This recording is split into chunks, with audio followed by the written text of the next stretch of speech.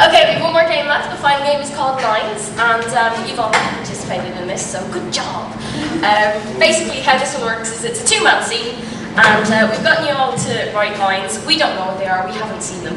So we're going to do a scene where we get you to suggest something, just like the other ones, and then throughout the scene, actors will pick them up. They won't look at them, they'll just have to go with whatever comes out and incorporate it into the scene. So we'll start with Diana and Nigel.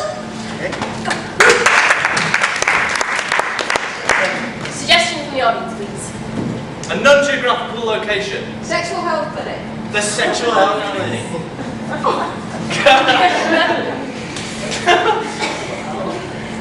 This is a strange room. A model of a nun's vagina. Ryan, do you remember when I explained what we'll be doing here? Carol, this is an educational room. I'm just trying to learn from it. Okay, fine. I don't know what you're looking for, but you won't find it in the wardrobe. Can you just stop, like, prying around on things and let's just, you know. Fine, Carol. Whatever. Sit me down. Tell me your test results.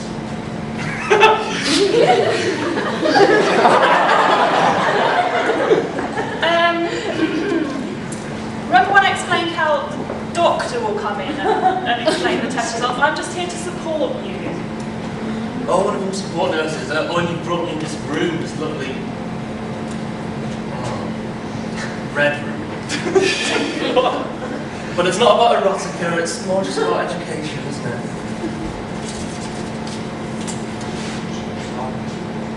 Les has had 3 weather photos on calendar this week. Did you know that? I put one thing up on my Facebook asking, you know, and then what? Oh my god. So it's public now. Right so.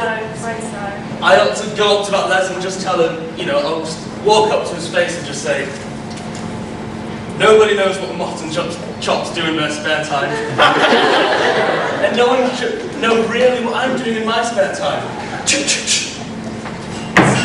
Hello, I'm Dr. Jenkins. I'm here to give you your results. But before I do, I'd just like to say one thing. I'm too preoccupied to think of anything profound. I'm sorry. Enjoy your time in the nun's vagina. Thank you. And scene!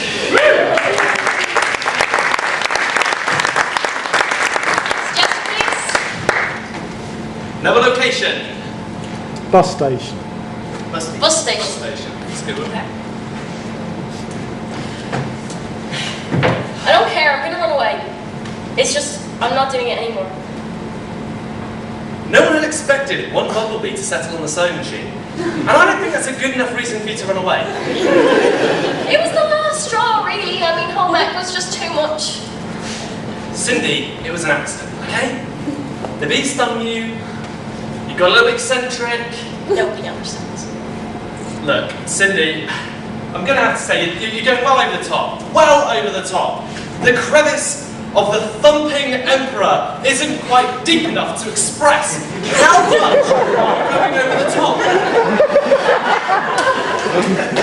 Since you've begun to express yourself so beautifully, John. I'm a poet, actually. That's really coming across now. I mean, I doubted it before, but the police said if I took it out again, then I'd be looking at serious jail time. Well, that's what you get for being foolish with bumblebees. Things happen, mistakes happen, people get hurt, people run away. It went down and I had to, like, it's not my fault, I didn't cause that one. Hey, if I had a pint pot, could I empty the sea? It's something that you should spend your time thinking about in your room when we get home. I think that may be a little obscure. I'm only 13. I don't know what that. Exactly, you're 13 and you're running away, Cindy. Your mother was so proud of you.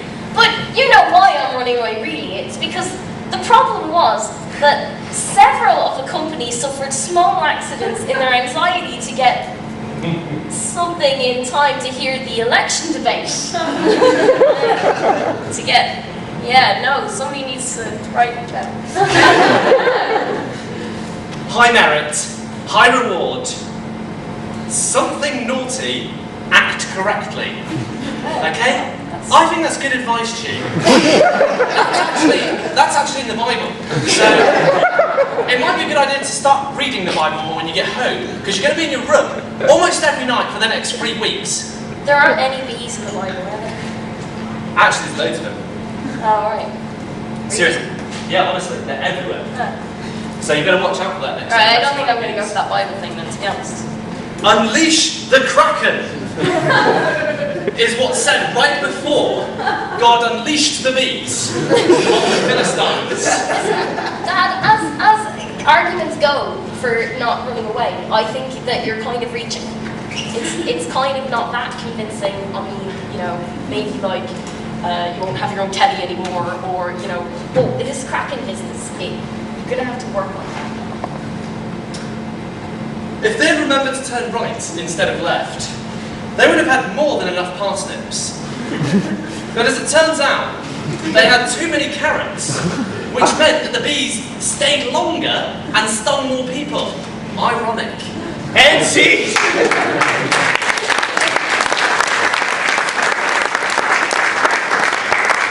So yeah, thank you very much for letting us come. Perform at Speakeasy, very much appreciated. And just a bit of information, public service announcements. We are all about just having fun in the workshop.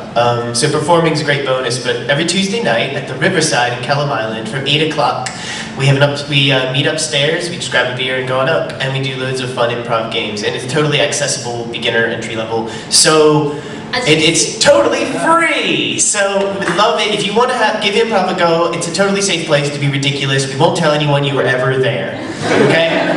So come on down. It's the Riverside at Kellam Island. Another thing is we're part of a group called Vox. Some of you have been and you actually performed at the Vox event, so it's great to see you again.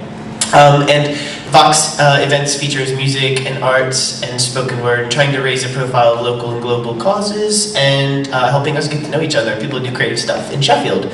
So we meet every last Sunday at the Riverside at 5 o'clock. But this month, we're having our 1-year anniversary, loads of amazing acts and spoken word performers and a little bit of Monkey Butler as well. From 5 o'clock, it's Bank Holiday Monday, so after your Bank Holiday activities, you can just come on down and have a quiet beer or coffee or whatever and enjoy some of the best local music and creative talent around. So yeah, Monday the 31st at Vox, and any Tuesday night, 8 till 10 at the Riverside. So come on down and have fun with us. Okay, thanks.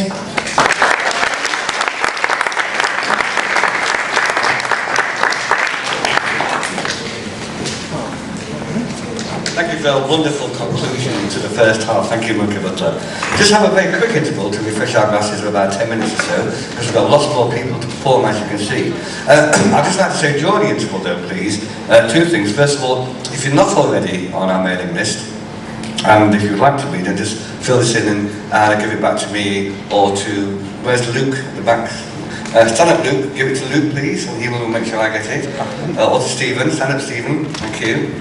And they will make sure that we'll just remain in this. The other thing too is that Luke has got a kind of like a form which, for those of you who are either performing today or in the past who performed before, we're trying to put our online video site together for Speakeasy.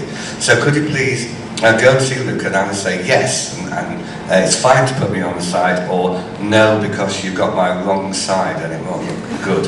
Okay, so we do need your permission before we can actually include you on our Speakeasy online site. Okay, so please stand up again, Luke. Please, everybody have a word with Luke and say, yes, please put me on the side, or no, I'd rather you didn't. Okay, if you could do that during the interval, it'd be great. So thank you. Enough for me, 10 minutes, and then much more fun to follow. Thank you very much. Bye.